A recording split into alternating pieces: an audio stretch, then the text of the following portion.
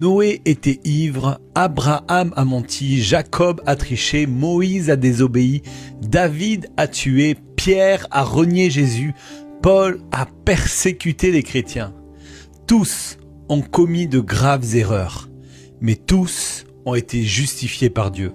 Parce que l'histoire biblique n'est pas l'histoire des gens parfaits qui ont réussi, mais l'histoire d'un Dieu parfait qui restaure ceux qui ont échoué. Et laisse-moi te dire une vérité que tu dois entendre pour toi.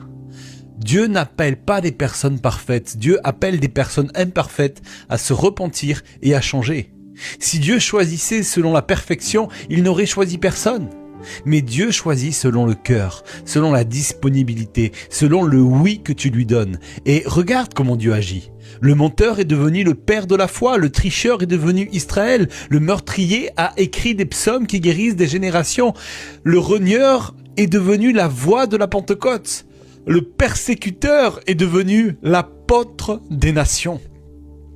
Ton passé ne sera jamais plus fort que sa grâce. Ce que tu étais n'a jamais été une limite pour ce que Dieu veut faire de toi. Ton échec n'est pas une fin, mais c'est un chantier où Dieu désire reconstruire. Alors, ne te sens pas indigne, ne te sens pas brisé, trop abîmé pour être utilisé.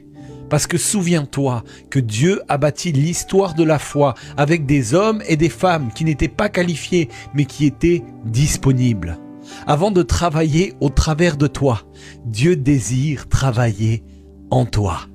Parce que Dieu ne construit jamais sur l'orgueil, mais il rebâtit sur des cœurs brisés et disposés.